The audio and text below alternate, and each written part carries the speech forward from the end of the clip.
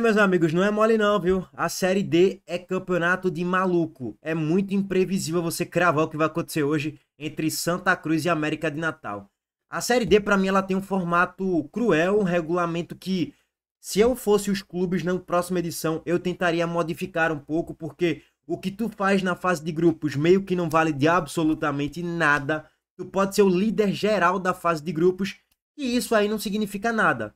Tu pode chegar na próxima fase e já ser eliminado. Tá fora da Série C, irmão. Tu vai continuar mais um ano na Série D. E aí você tem que passar da segunda fase para as oitavas de final. Das oitavas para as quartas. E das quartas para as semis. Para aí sim você conseguir a promoção para a Série C do Campeonato Brasileiro.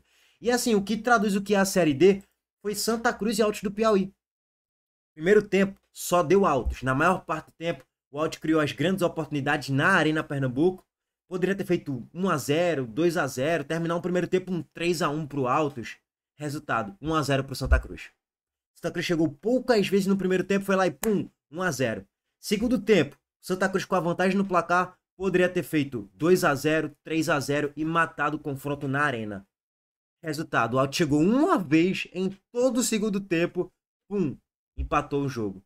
E o jogo foi para os pênaltis lá no Piauí, o Santa Cruz avançou. Então, assim, é muito imprevisível você cravar o que vai acontecer, ainda mais no confronto equilibrado, como foi Santa Cruz e América do Natal no jogo da ida da Arena Pernambuco. Se você for analisar a partida até os 70 minutos de jogo, um jogo absolutamente equilibrado, que o América do Natal teve duas, três chances perigosíssimas, duas cara a cara, que os jogadores do América não souberam aproveitar, não foram eficientes. E aí o Santa Cruz no segundo tempo, na reta final, com a entrada de Ariel, melhorou, fez o golzinho ali no cruzamento rasteiro, depois de empilhar cruzamentos por cima, e a zaga do América do Natal, que é muito alta, são duas torres gêmeas, e Thiago Galhardo não tem porte físico, não tem altura, não tem vigor físico, não tem massa muscular para ficar duelando com zagueiros, e nem é a característica dele, nunca foi na carreira.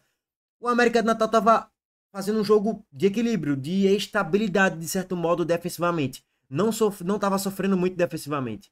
Mas aí, na reta final do segundo tempo, o Santa Cruz vai melhorando, melhorando, melhorando, criou boas oportunidades e mereceu vencer a partida na reta final e venceu por 1-0. Então, assim, para mim o Santa Cruz sofreu menos na arena do que sofreu contra o Altos do Piauí. Contra o América não sofreu muito defensivamente. E quando sofreu foi muito pelos vacilos individuais de Natan na lateral esquerda, que errou um domínio que acabou gerando um 1-1 ali de Ebert, né, que perdeu um gol cara a cara.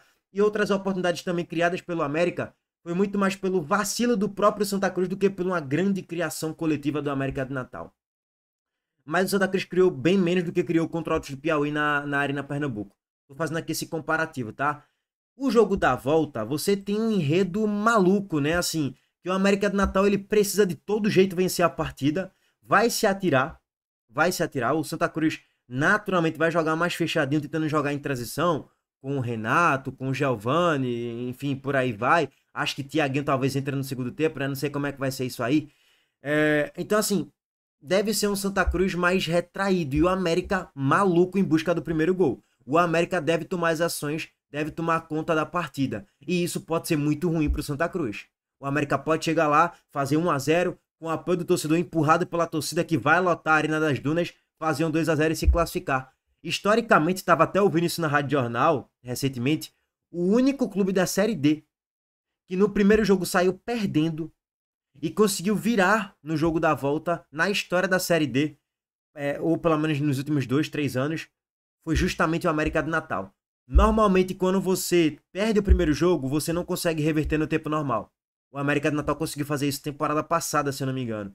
Então, assim, é um confronto muito difícil de eu ficar cravando quem vai avançar. Eu não acho que vai ser fácil para o Santa Cruz. Eu acho que o América é favorito para ganhar o jogo, mas ganhar o jogo para o América não é suficiente. O América, além de ganhar, ele vai ter que criar saldo, né? Se ele ganhar de 1-0, o jogo vai para os pênaltis. E nos pênaltis, Ron Kennedy está inspirado. Decidiu contra o Sergipe, decidiu agora há pouco contra o Altos do Piauí. Então, o Santa Cruz está no embalo de um time que está com casca, está maduro para se classificar para a próxima fase. Essa aqui é a realidade. Então, o América de Natal conseguiu se classificar na última fase, vou até trazer aqui então lá para vocês, vencendo do Imperatriz por 1-0 no agregado. E na fase anterior, o América de Natal passou pela Juazeirense por 3-1 no agregado. Então ainda não passou por essa fase de pênalti e o Santa Cruz está mais maduro, está mais cascudo, né?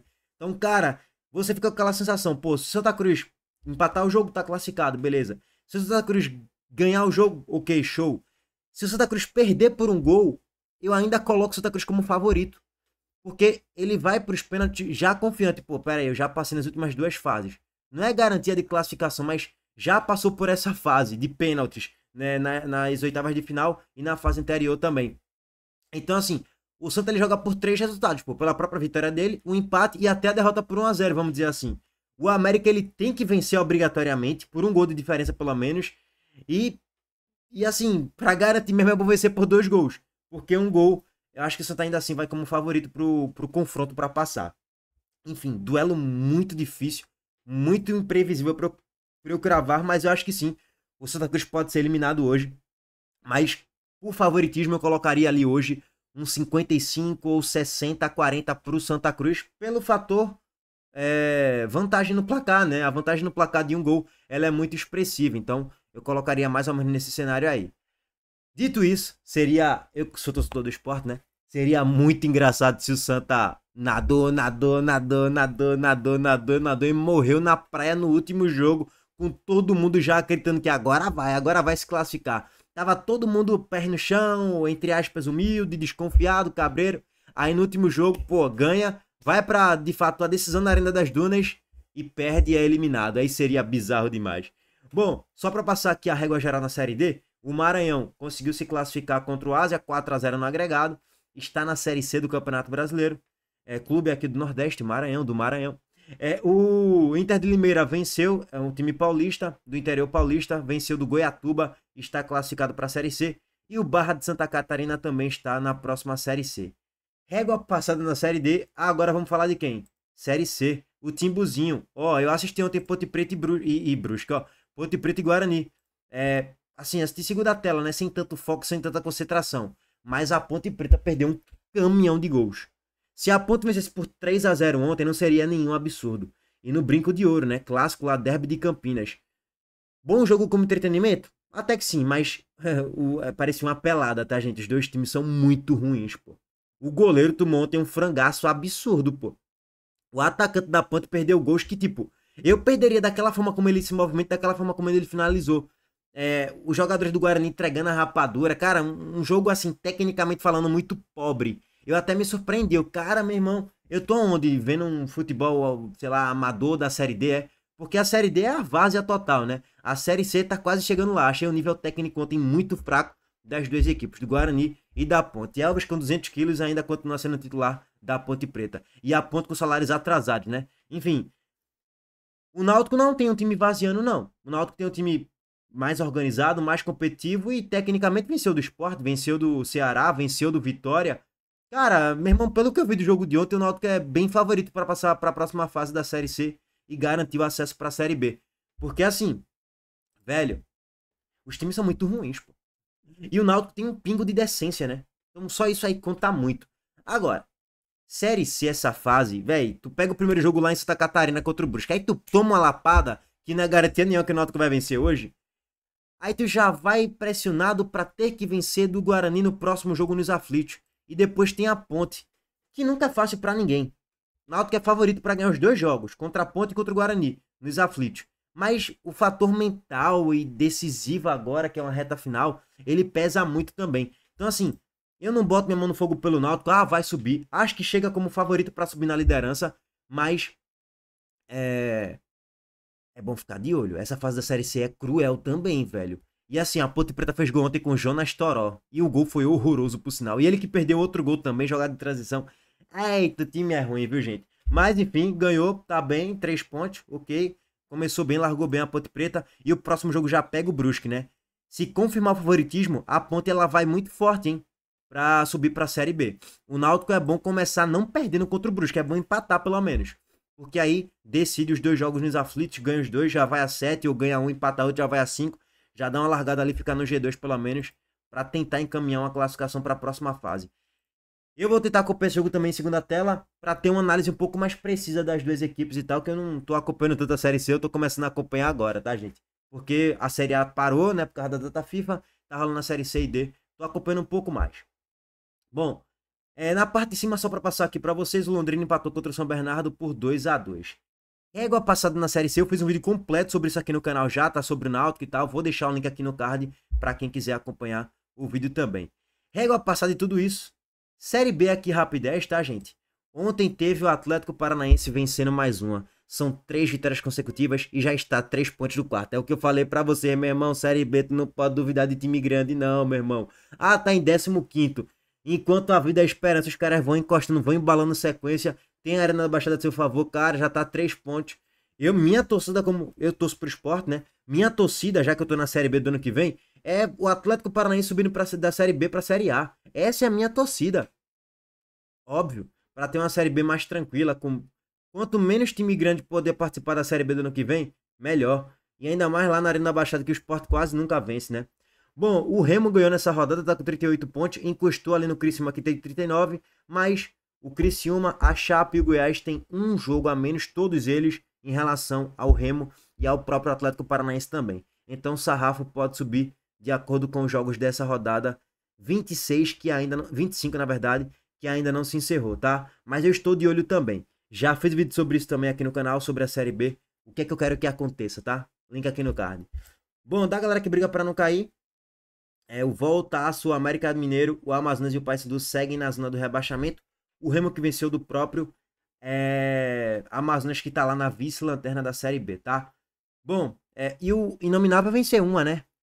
Foi demitido, depois não foi, tiraram, tal, voltaram atrás e ele ficou. Bom, aos trancos e barrancos o Inominável vai ficando. Dito tudo isso, agora vamos passar para a pauta de Zé Lucas.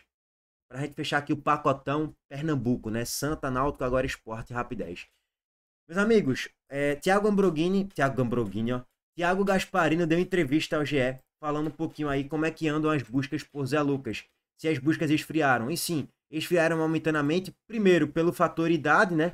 Zé Lucas tem 17 anos, vai completar 18 ainda no ano que vem, e ele só vai poder ser negociado na janela de julho do ano que vem. Então tem basicamente um mês ainda para ele sair do Sport. Pela lei, ele só pode sair daqui quando ele completar 18 anos. Então assim, por isso que naturalmente os clubes deram aquela esfriada pro Zé Lucas. E assim, Zé Lucas também não é o novo, sei lá, Xabi Alonso da posição, ou o novo Casemiro ainda não. Pode ser no futuro. Por falar em futuro, tem um Mundial Sub-17, agora entre os dias 3 e 22 de novembro. Por volta de 27 de novembro, um mês basicamente. No mês de novembro vai ter o Mundial Sub-17, né? E aí, mais uma vez, o discurso continua sendo o mesmo. A busca pela tentativa da valorização ainda maior de Zé Lucas em novembro nesse Mundial Sub-17. Para que em dezembro, se o Brasil for campeão ou enfim, fizer uma boa campanha e Zé Lucas sendo o titular absoluto da posição, como camisa 5, como primeiro volante, aconteça uma valorização ainda maior e o Sport possa negociar ele para algum outro clube, acima até na casa dos 80 milhões de reais, que foi a primeira proposta recusada do Sport por Zé Lucas. Aí Thomas Rafael Campos desmentiu a informação. Ele falou que não teve nenhuma oferta por Zé Lucas até o momento não, mas Yuri Romão confirmou a informação pelo GE. E ele não só confirmou para o GE a informação, ele confirmou para outros portais também. E o GE continua batendo firme que sim, teve proposta para Zé Lucas de 80 milhões de reais e o Sport recusou. Ultimamente as negociações esfriaram, tá? A busca por Zé Lucas, mas é natural do mercado. Com o tempo essas negociações aí, essa busca por Zé Lucas deve voltar a ficar mais aquecida para ele sair daqui para uma Europa, por exemplo, tá? A multa a gente já trouxe aqui, né? Multa para transferência nacional 100 milhões de reais, para transferências internacionais 330 milhões de reais. Por volta disso, de acordo com a cotação do euro e por aí vai. Bom, então, sim, momentaneamente a busca por Zé Lucas esfriou. A busca deu aquela reduzida, mas meio que natural também, né? Então tem que vender logo. Acho que a estratégia da diretoria em esperar o Mundial para vender ele por valores significativos, 100 milhões, 120 milhões, sei lá. Ou se não teve essa proposta de 80 milhões, por 80 milhões ou por 70, 90, acho que faz sentido sim esperar um pouco mais, tá? E não vai ser a Série A que vai afundar e desvalorizar Zé Lucas, não. Mas não vai mesmo. Depois que Pedro Lima foi vendido por 60 milhões na Série B, eu não duvido de mais absolutamente nada no mercado, tá? Bom, e aí o clube tá avaliando uma negociação lá na janela de janeiro de 2026. Ou mais forte ainda no verão do próximo ano, que aí seria, no caso, de em julho de 26, né? Verão europeu, tá, gente? Não é o verão brasileiro, não. O verão brasileiro já vai ser aqui em janeiro de 2026. Mas o verão europeu, que é em julho. Aqui é inverno, né? Em julho. Bom, é isso por enquanto, tá, meus amigos? É isso por enquanto. Todo o combo aí de informações pra vocês. Tamo junto, tamo de volta mais tarde. Deixa o like aqui no vídeo, se inscreva no canal e ativem o sininho das notificações. Valeu, gente. Abraço.